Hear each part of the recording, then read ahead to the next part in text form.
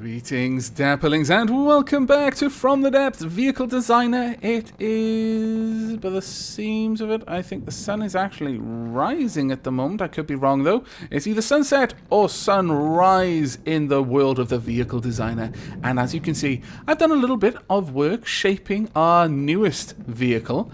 The bridge section is definitely coming together, though I fancy that painting is really going to start bringing out the shapes a little bit more. But in this episode, as promised, we're going to be working on the weapon systems, and there are going to be two that we're going to be working on, though I may only get through one. As you can see there, just peeking over there, I've already done a little bit of groundwork. There's not much else down here. I've just placed two turrets and set up the weapon controls for it, all hooked up to a single AI. Unfortunately, because of the position, I couldn't quite get all of that to be controlled by a single local weapons controller. And I did decide to have two, partially because of symmetry, and partially because I think it's going to look interesting to have two guns at the front. But before we do anything else, let's just get rid of the rocking by going into build mode and then hitting caps lock. This only works in the Vehicle Designer for obvious reasons. It's a little bit cheaty, but when we're in here, we're not fighting against anything, so it really doesn't matter one way or the other if we have the boat rocking back and forth or not. And I know some people suffer a little bit with motion sickness when it is. Now, before we actually get to designing these things, I'd like to go over what my plans are for the guns. These two forward guns, they're not going to be fast firing, but they're going to be faster firing. The idea here is not to make anything like the AA cannon for the Avatar, which fires explosive ping pong balls at like a bajillion a minute. That is not what we want. What I would like here, moderately powerful shells being fired moderately fast. So perhaps maybe every 2, maybe even every 3 seconds, these guns are going to fire another shot. I'm leaning more towards 2. Possibly a little bit slower than that, we'll see. The idea is not to blot out the sun with these shells, but it is to, have a steady stream of ordnance being fired and hopefully doing appreciable damage to the cladding or to the whole vessel if it's a lightly armored vessel. This cannon, however, is going to be a single cannon affair, and it is going to be much, much bigger. This one, given the amount of energy we have, let me bring up the heads-up display there, and again, remember, that's just the raw energy. My avatar isn't adding to this. I think we can probably afford a railgun. I wasn't thinking about it, but I'm thinking initially, but with the amount of power we have, once I've added shields, I'll see what it's going to be like. So we'll add the front cannons, we'll add the laser system, we'll add the shields. And if we've got a lot of power still, and I suspect we will, then I'm thinking of having the larger cannon on this ship be a railgun. The idea then would be that this is going to fire very infrequently, but when it fires, it's going to aim to do an enormous amount of damage to something. So generally, it's going to favor much larger craft because they're typically going to be the biggest threat. It doesn't matter whether it's in the sky or on the surface of the water. The idea is that it's going to prioritize the big, heavy hitters of the enemy, and it's going to try and hit them with a single devastating shot every now and then. That is the idea that I've got in my mind, and it'll all come together when we make the ammo. And speaking about making ammo, that is going to be the first step of this process. I think we need the shells before we do anything else. So, with that in mind, yeah, this looks okay. Well, actually, if we put it all the way back there, there's going to be an issue. Let's pop it over here instead. Now, these shells are going to be feeding these two cannons over here, so I'm going to need enough. But we'll start with an ammo controller. And, I mean, this is a bit of guesswork on my part. We're just going to put down... We'll start with 3. That gives us 6 components. Should give us a reasonably complex shell to play with. I don't want this to be a super gigantic shell or anything like that, because it's going to affect how fast we can fire it. Now, the important part is we design the shell. The 2 pieces of information that I am most concerned with here are the expected time for barrel cooldown after firing, which is currently 6.43. It's affected by this. We can set the shell diameter to whatever we want. And the recoil. Now, typically, both of these pieces of information are going to be affected by the gunpowder casing the most because of the amount of propellant that really affects this. There are other things, other components that will affect it, but by and large, it's the gunpowder casing that's going to affect it the most. So, for starters, let's just go ahead and... I'm thinking maybe... Let's go for 2 gunpowder casings, because I would like this to get to its destination pretty quickly. We'll fill out this with solid warheads. Now, the expected muzzle velocity is 112 meters a second. Now, this is a really poor bullet because it's basically flat at the front. It's got no aerodynamic properties whatsoever. It's just basically gunpowder behind a chunk of metal. The expected time for barrel cooldown after firing is 0.09 seconds, so it's still firing fast. It's got a fair chunk of recoil, and it's got really bad kinetic damage because it's not moving very quickly. Now, there are a lot of things we can do to help that. First, let's make a pretty much a valid design. I mean, it is technically valid right now, but for all intents and purposes, it really isn't. Let's go ahead and just add an AP-capped head. There are a lot of different things we can do here. We can have a squash head, which causes kind of internal spalling within the craft. Once it punches through the armor, you can do horrible damage inside. You've got the shaped charge, which will kind of use the explosives to blast copper into the internals, try and punching through the armor. The Sabo head, now that one we're not going to be using because I would like these shells that are being fired from the front cannons to be explosive, and the Sabo heads and the Sabo bodies specifically reduce explosive damage quite enormously. They would be good on a bullet like this that had solid warhead bodies, and maybe what I look to for the railgun if we have one. Hollow point is really not what we're going to be using. We're up against the Onyx Watch. They don't have an armored soft ships. Hollow point head is not going to be useful for us. The composite head, maybe, but for the same reasons as the hollow point, probably going to be avoiding that one. We're going to be going with the AP capped head. Kinetic damage modifier is 4, armor pierce modifier affects the nose of most is 3, and the speed modifier affects the nose of most is 1.5. So if we pop that on, our speed goes up slightly. Our expected armor piercing is 3.2. Now, we could get this even faster, and there's one thing you can do with the shell rear. Now, there are a couple of interesting things here. The supercavitation base effectively makes it a projectile that can travel through the water without bleeding away too much of its energy. In fact, it reduces that enormously. 90% of the slowdown is gone. So that's actually amazing. It's still going to be bleeding away energy by moving through the water, but that's to be expected, but it's going to have lost a lot of it because of the shape of the bullet. We will have a visible tracer. Now that is an interesting one. When that's fired, it causes the next shell fired, as long as it has similar shell properties, mostly the muzzle velocity, to have a bit of a better aim. This would be an interesting one. I'm probably not going to use it though, because if I was going to do this, I'd probably have two different types of shells being loaded into the gun, such that every fifth or every sixth shell or something like that was a tracer, just to give the next shell a little bit of an accuracy boost. I don't think we would need lots of them. But that is a really interesting one. I imagine that would be especially useful for a player controlling the gun, to have those tracers, that visual guide that is much, much more accurate than the others, to try and place the bullet on the enemy. The base bleeder, now this is the one I was thinking about. This releases gas from the base of the shell to fill the low pressure area behind the shell. It allows a 20% speed increase for the shell above and beyond its base speed increase. Now, this effectively gives you more speed without requiring extra gunpowder, and thus shouldn't affect our cooldown or recoil over much. So this has to go at the back. So there we are. Has an effective recoil, has an affected cooldown, but has improved our expected muzzle velocity an appreciable amount. At this point, though, as I said, I actually want this to just be a bog standard. When it hits something, it's going to explode warheads. So we're going to just drop in two HEs, I said, not 3. So there we go. The expected muzzle velocity has dropped a little bit, but it now has an explosive damage of 19 and an explosive radius of 1 meter. Now, this is the thing, is currently, this shell has a very small diameter, 0.018 meter diameter. We can afford to make that much bigger. Now, at this point, this is going to affect all of these statistics, but there's one other one that is important at this point, and that's the length of the shell rack needed.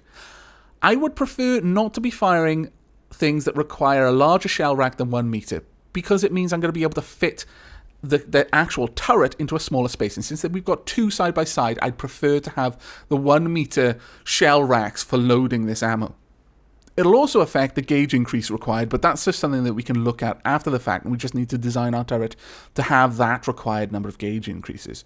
So what I'm doing here is I'm watching 2 things. I'm looking for the expected cooldown. Now, I'm not willing for that to be more than 3.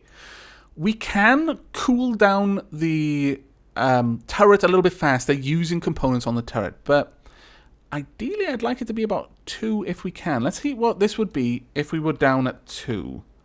I can go a little bit lower than that, really? Much lower than that? Wow, okay. So let's put this up at 8, 9, 90. Okay. Very well.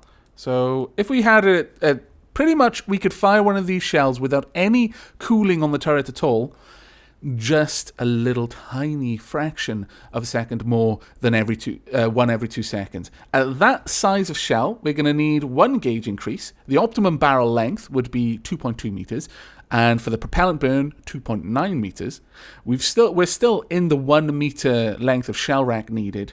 The velocity now, because it's a bigger shell, it's going to be able to use its the dynamics of the shell are going to affect things like the muzzle velocity quite a lot. It's now almost 200 meters a second. Does 381 kinetic damage on impact, has an armor piercing 3.6, 217 damage across a 5 meter radius, but the recoil is much higher.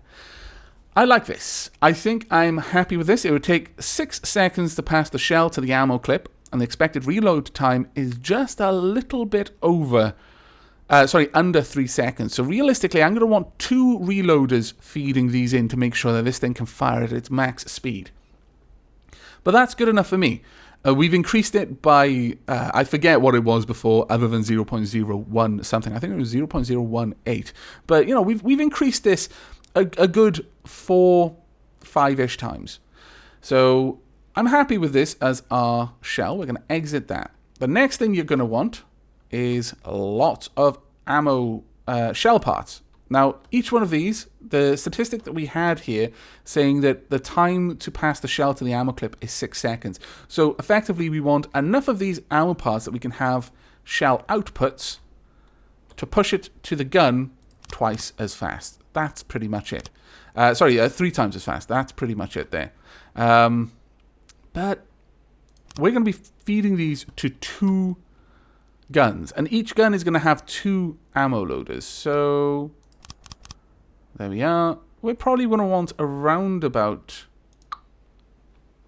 let's say, this many. We'll just double that up. There we are. That is as many as I think we're going to need to meet the requirements of these turrets. I could be off with my calculations there. I've not played with this nearly enough to be completely comfortable with that. Oh, one of the ferrets is having a bad dream. I will be right back. I'm not going to sit here and play games with my ferrets having a nightmare. And I am back. I do apologize for that disruption there. Siri was having a nightmare, bless her, so I took her out and gave her a cut for a little while until she fell back to sleep, and I put her back in her bed with her sisters. However, her legs are still kicking 19 to the dozen, so I may have to get up again in a little bit. Let's see. And yes, I do know it is a nightmare. She makes very different sounds when she's having fun as opposed to when she's like, stop eating my face. I know this because her sisters often try. Though I'm sure that they would stop before they actually ate her face. 9 times out of 10, she's brought her on herself by bullying her sisters. Silly Siri. Right, now this is going to mean that we're going to be able to push ammo to these things pretty much as fast as we want. This shouldn't be a problem. In fact, that's almost certainly overkill, but I'm going to just roll with that. Now, we're on to the point now where we can actually build the turrets themselves. What I'm going to be doing is I'm going to be building one turret on one side and then building the other. Now, the first thing that we're going to want to do is go to the advanced cannons, grab a 6-way connector, and build our way out of the inside of the hull. Now, for armor. Yeah, Siri's not sleeping properly now. She's woken up again, but she seems happy enough. This layer will be the bottom of the turret and will be shaped. This layer we could have as the turret firing piece. Tempted. Quite tempted, actually. We could... let's think. Yes, I quite like this being the firing piece, and then we'll have plenty of room up top to add some nice shaping to the top, and also a shield. I want the turret to be heavily shielded without cutting into the sort of firing zone of the railgun behind it. So this looks good to me. So we won't have that there. Instead, we're going to have an advanced firing piece, and it's going to be facing forward, like so. Now, given that this is on a turret, I don't believe our mantlet is going to need to be an omnidirectional mantlet. We don't need the azimuth turning ability of the barrel itself. Nor do I specifically need it to be aiming straight up. I mean, I could have a tall elevation mantlet between, let's see, azimuth field of fire 5 and 10 degrees, max elevation field of fire, low to high is 45 to 65 degrees, min elevation field of fire, low, high gauge, between 45 and 65 degrees. Okay. Whereas this one, 20 and 40 and 20 and 40. So I'm going to assume that the maximum elevation field of fire is 40 degrees up and 40 degrees down, depending on the gauge of the barrel, maybe. I'm not entirely sure how to read that. The low to high gauge almost implies that it should be... I mean, is it that as a low gauge it can't pitch up as much? I that wouldn't make as much sense to me. But I don't think we need these to be aiming straight up anyway. These are not meant to be AA. None of these guns are really meant to be AA guns. We've got lasers to deal with things when they're right overhead and needing to be aimed straight up. So we're going to have a elevation mantlet because, again, we don't need the azimuth. We just need it to be able to pitch up a bit. As long as you can get close-ish to 45-degree angle, then that's fine. Because at 45 degrees, if the gravity on Nita is anything like on Earth, then typically, without outside influences, like, you know, maybe we were firing shells that had their own propulsion, like bolter shells from Warhammer 40k, basically mini bullet missiles, then 45 degrees is the optimum angle to get the maximum distance out of it. Now, to the barrel. We are going to be using... I'm not sure on this one. Muzzle brake reduces recoil. And the bore evacuator prevents gases from leaking back into the firing piece. It provides a modest reduction in cooldown time, but presents a weak point on the barrel. The effect does not stack. Does this need to go in the front? There we are. I mean, I'm not sure how that exactly is a weak point, but I've completely forgotten because it's been a little while because I had to stop and hug Siri for a bit. Let me see. How long of the barrel? Ugh, don't need this to be very long at all.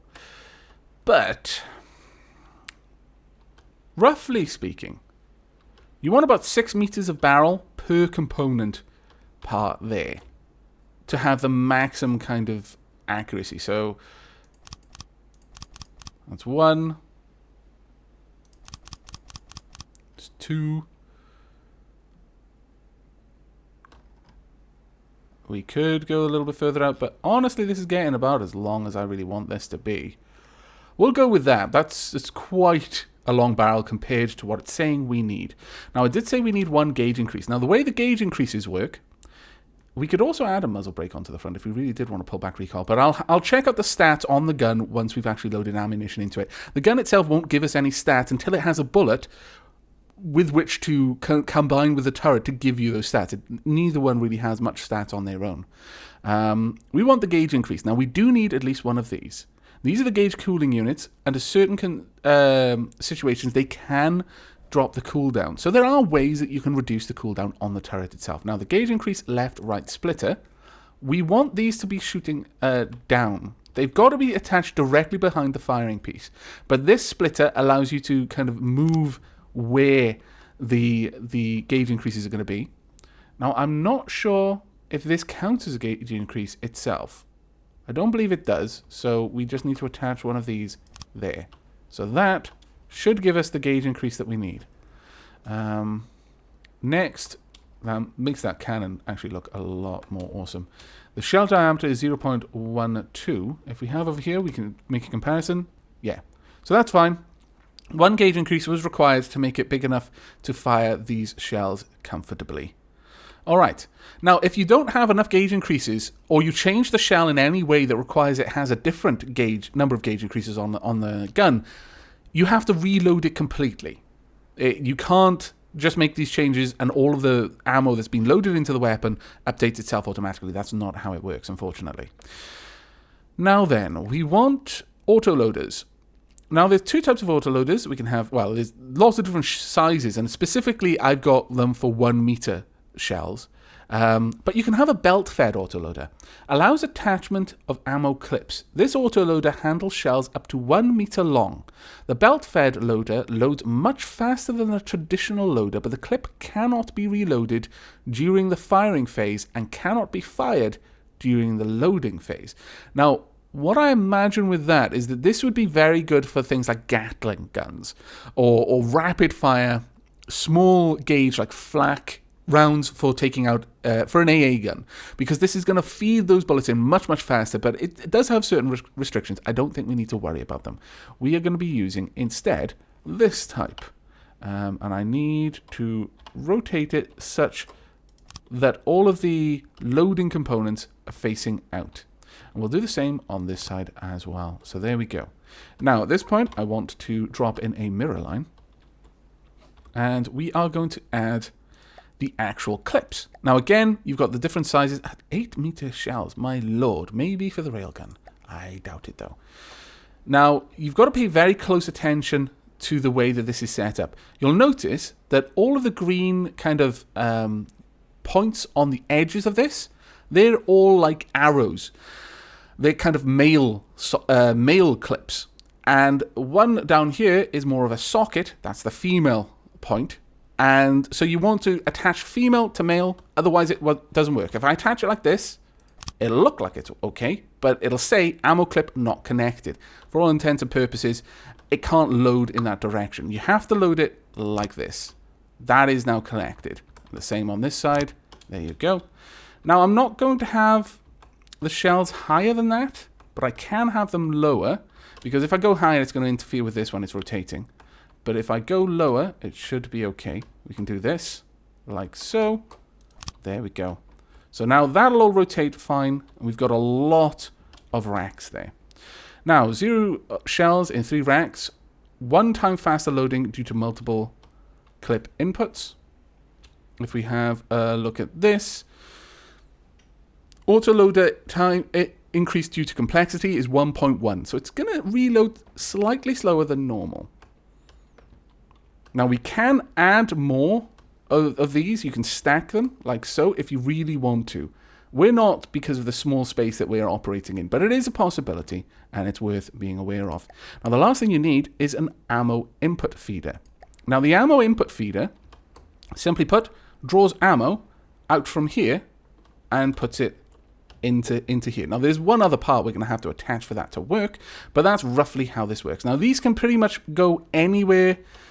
As you can see, male and female connectors, they can go pretty much anywhere where there's a connector. We're going to put one there on each side, one down here. The more of these you have, the faster they load.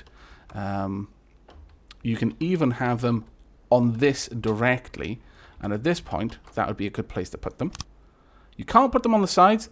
Like, you notice the little red square, they can't attach there at all. But I think overall, this is going to allow this to load fast enough. So we've got 8 there. I mean, we've easily got enough. If we really want to, we can put in more. I'm tempted, actually. I don't think it's going to affect it negatively if I have them like that. I could be wrong. And I'll find out soon if I am. I can also have one. No, I can't have one down there because it'll interact with this. Okay, so there we are. That's all the loading going to be happening for our ammo right there. In fact, if I really wanted to, I mean, I don't necessarily don't want to. I can have this connected up here. So there we go. That will load quite a lot of ammo into this weapon at this point. That's not too bad. So it's going to have a lot of ammo loaded in. Now, to make that work, you need an ammo router, and you're going to need one on the hull as well. Basically, this takes from a constructible to a subconstructible. The turret, for all intents and purposes, is a separate object from the ship. It's just attached to the ship. But the ammo that's produced on the ship has no way of getting to the turret, which is distinct from the ship, unless you have one of these slotted on there. So there we go. That's been put on. If we go back to editing the hull, we need to place one of these, and it only needs to be one, and it'll pretty much work all of them. From what I understand, it can be just placed anywhere, but I'll place it down there just for convenience. So at this point, we go in here.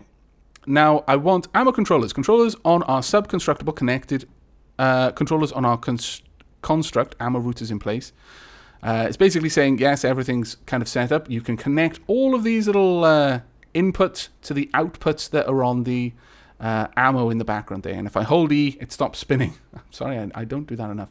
Now, if I click there, there we go. It's starting to load ammo. I can assign all of them. So I've used 13 out of the 25 we have to load ammo, which means I actually need to put another one on there to load the other cannon. Where on earth am I going to fit that? I am not easily going to fit it anyway, actually. So I'm going to have to do this. Pop. Then we're good. Whoops. Let me rotate that around. And because it'll melt my brain if I don't, I'll make it symmetrical, even though that means that some of these are not going to be used. Alas. They'll just be spares. But as you can see, this is now starting to load in our shells into our custom cannon. And if we go up here and have a look at the actual details of it, shell diameter, blah, blah, blah, length, blah, blah, blah, shells racked 25, that'll increase as they get loaded. Now, it stopped because I'm not actually producing ammo on this ship at the moment, and it's basically used up all the ammo that it had to start with. Auto loader time increase, blah, blah, blah.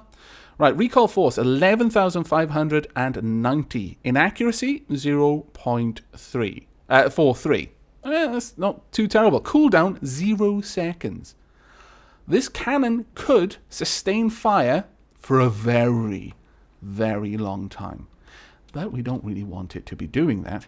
Now, one thing we do want it to do, though, is reduce the recoil. So let's go ahead and get hydraulic recoil absorbers. Now, basically, for every meter of hydraulic absorption you've got, it's going to reduce the recoil a little bit. Now, these need to be attached to the connectors on your cooling, on your gauge increases. You can attach it to this one as well. It should work.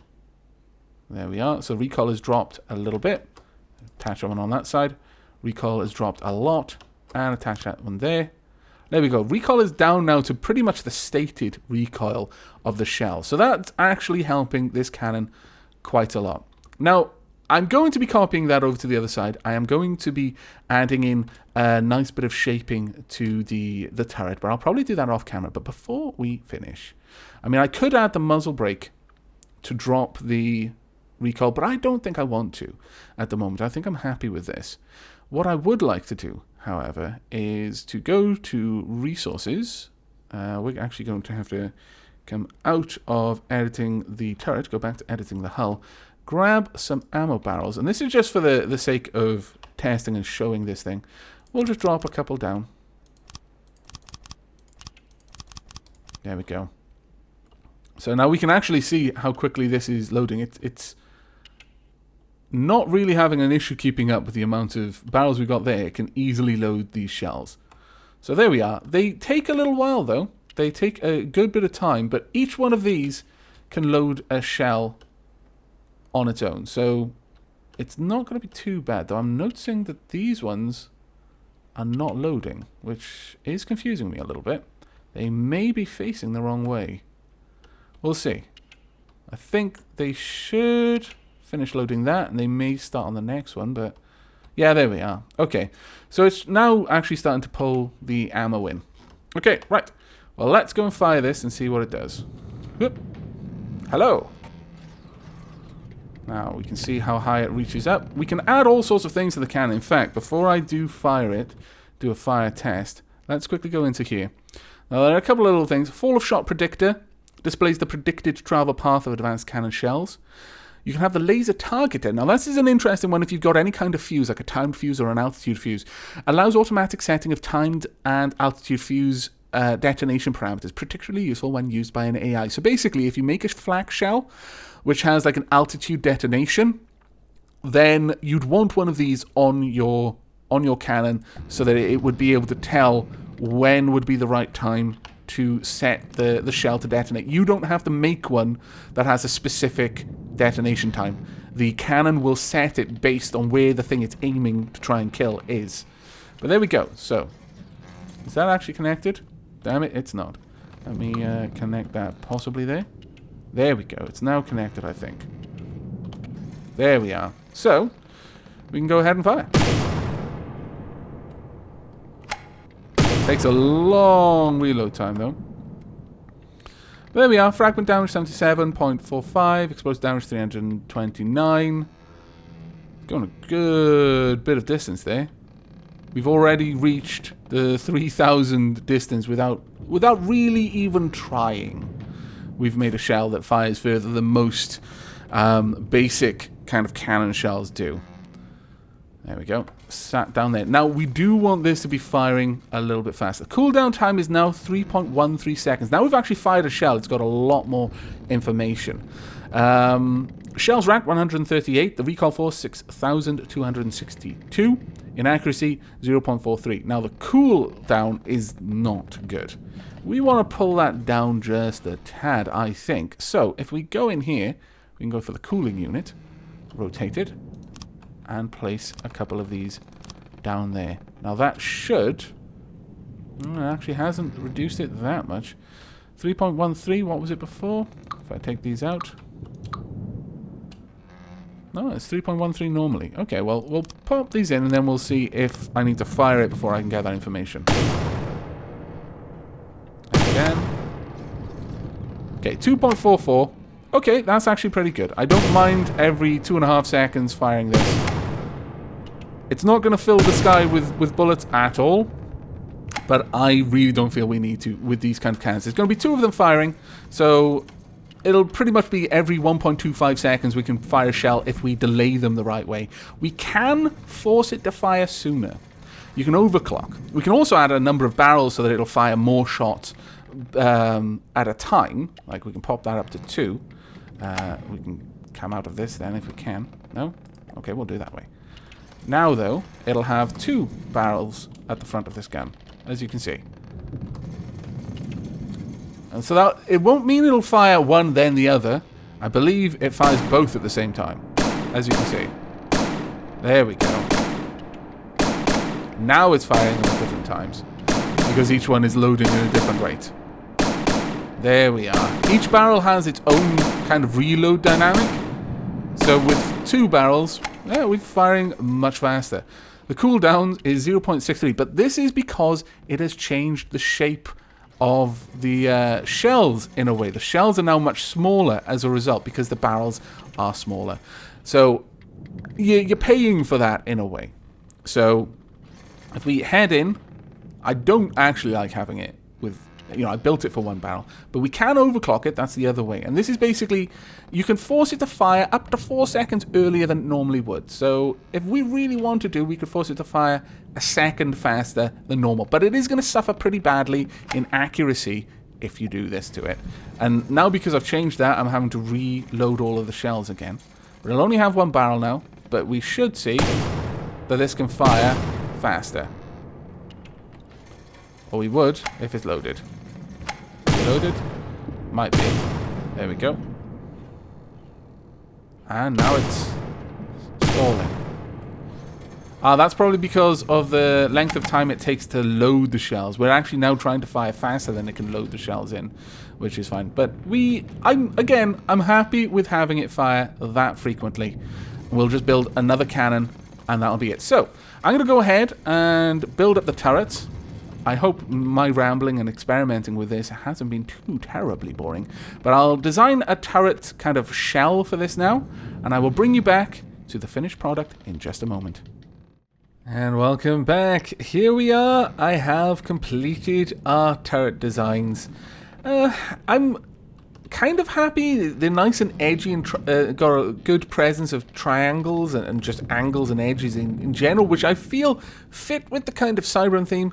But I have to leave them a little bit more exposed than I would like. Now, obviously, I'm going to be able to adjust that with the use of shields, and I'm almost certainly going to, but I'm sort of thinking that maybe I should have had it a little bit lower to the ground so that the barrel was just on this level rather than one up, because it made the resulting turret shapes much larger, and I had to keep them narrow because they're side by side. If this was a larger turret, I could have made it a bit broader, which would have created less of an extreme kind of contrast with its height.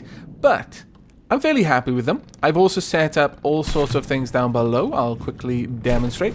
I have given them firing restrictions, so although these turrets can conceivably turn all the way around, they won't, so they're not going to tangle themselves up.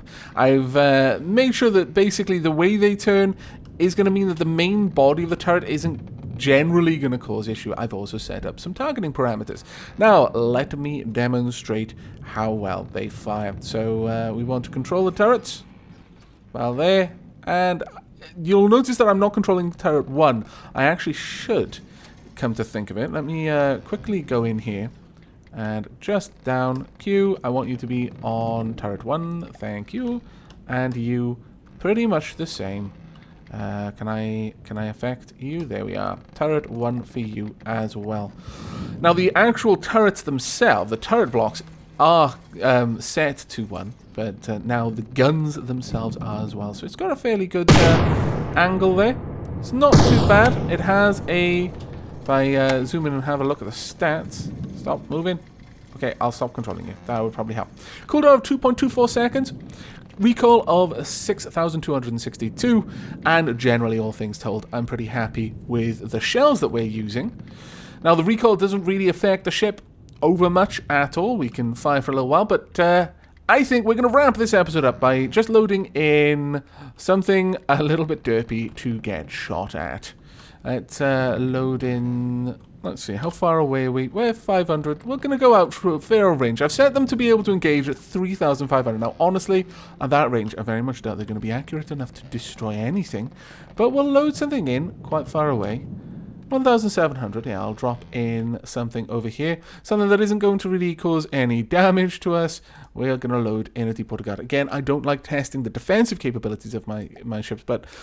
We've spent a lot of time this episode building this thing, so I kind of wanted to try and destroy something and just show it off. Wow. And it's an interesting effect over there. There are the shots. They're not particularly accurate at all. Oh no, that was not far off. They are still a little ways out though.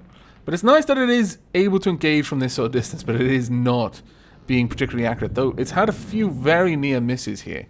We'll see. One of them is bound to hit eventually. I mean, this is a very small ship after all, so they would probably have a lot more luck if it was aiming at something else. Now, close in, it's probably going to be significantly better, and that's what those guns are generally for. The railgun is for the extreme ranges, and will be taking a lot more time to make sure it's aiming properly. So let's go ahead and load something in a little bit closer and see if it wants to play with that as well. We'll just load in another leech, though. At this point, the leech will try to, well, you know, attach to the ship itself. About here will be good. Let's load a leech, load in, and resume game. Now, are you going to try and take this one on? Yes. There we go. Obviously, that close, it's going to pretty much hit quite often. I was going to say all the time, and then it proved me wrong immediately before I said it. But you'll notice that there isn't particularly any great amount of recoil going on. I mean, the ship is moving, as you can see. It is being driven back by the gun, but this gun is not trying to aim all of that way. So if I drop one in over here, perhaps, then both cannons will be able to look at it. There we go. Get your filthy torpedoes off my ship. There we go. And there we are. Glorious. It's doing quite well. And it can pretty much keep this up indefinitely. If we look at the ammo on that ship, it's not even going down. It's reloading fine from just that small amount of ammo barrels that we got. So the main guns can pretty much just fire constantly. Now again, the idea with this ship is that it's going to be built for getting a little bit closer and actually engaging. So this is going to be coated in shields, especially the turrets. And we're going to be using quite a lot of small shields for that. The railgun, I'm afraid, is going to have to be in next episode, and probably the laser system as well. I may even build the laser system in the same episode. It depends. I mean, we've spent a lot of time going over the actual mechanics of the guns in this one, so I'm not really going to worry too much about detailing every little change and going over how one block changes the dynamics of a bullet as much as I did in this episode. So we'll probably just put together a fairly quick and dirty railgun, and then we'll work on the laser system, which we've seen happen before, so I'll probably time-lapse that. So, hopefully, fingers crossed, this ship will be finished in the next episode. If not, then certainly in the episode after that. It may just come down to a little bit of shaping off camera sort of work. But I hope you've enjoyed this one. A little gunboat is coming along. It's got two reasonably powerful main guns. I mean, they're not quite as much bang as I would have liked, and I'm probably going to reduce the maximum range that they can engage at because of that range. It is so inaccurate. It's kind of painful. In fact, yes, let's go ahead and do that now. Drop this range to 1,500 for that at maximum, and 1,500 for this one at maximum as well. It can reach much further out. Actually, there is something to be said about having a lot of these things just firing wildly, and even, you know, if only one out of every so many shots hits, it's not like we're having any issue with the ammo supply at the moment. So there we go. I may tweak this up. I would appreciate any feedback you may have. Do you think the cannons need to be firing faster? I've tried specifically to kind of not go for what we had on the Avatar because it made it really boring. But I may have overcompensated, so if you think that, then do let me know in the comments. But until next time, and as always, do take care.